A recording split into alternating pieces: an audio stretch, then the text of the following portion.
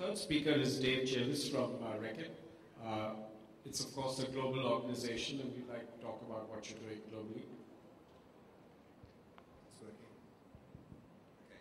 Hi there. if you aren't aware of us, we have a lot of brands. We operate in the health, hygiene, and home areas, and we have brands like Dettol, Harpic, Lysol, and Mortein. Last year, we set out a new company vision and purpose, which was around creating healthier lives and happier homes.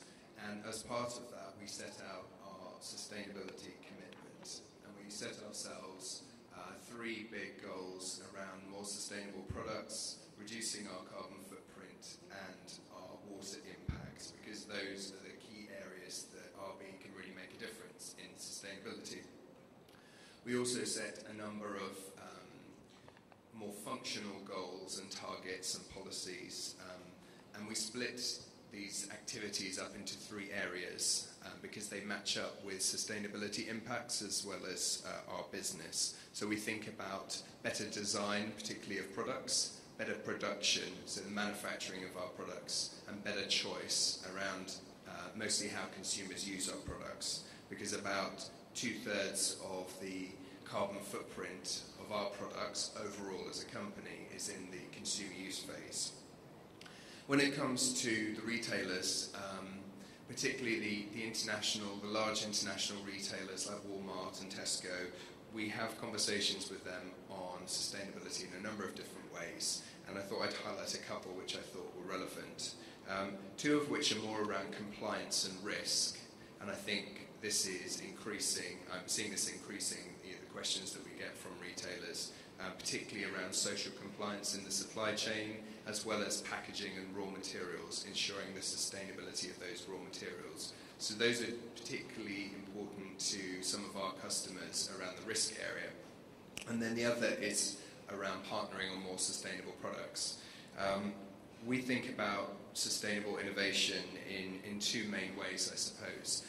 One is incremental sustainability, which is about those small changes that you can make to be more and more efficient, which some of these will be communicated to our consumers, some of them won't. And the other is disruptive sustainable innovation, which is about those brand new products and services which sustainability can help encourage the development of. So we measure every single product innovation, and we try and encourage both those small innovations which help us become more efficient as an organisation, as well as those big disruptive innovations.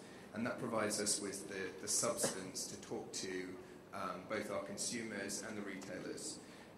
And really that endpoint is really, really important for me. If you think of a brand like Dettol, trust is incredibly important. It's the 5th most trusted brand in India. Maintaining and protecting that trust using sustainability is incredibly important, and I think that's kind of my one takeaway, is think about the relationship of sustainability and trust and risk.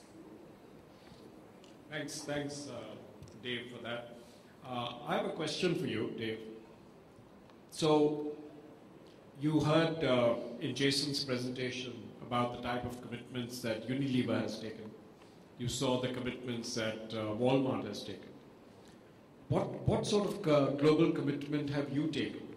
And will that apply to India as much as to the UK? Absolutely. So we set, as part of our new strategy, we set 3 big 2020 goals. So I mentioned them briefly, but by 2020, 1/3 of our company's net revenue will be from more sustainable products, and that applies globally. By 2020, we will reduce our water impact by 1/3 and our carbon footprint by a further 1/3, on top of the 20% that we reduced in the last 4 years as well. It was really important for us to set the right kind of big company-wide objective. Like, it's quite similar to Unilever and lots of other companies. You know, we're not unique in that respect, and I think we're all working towards the same kind of goals.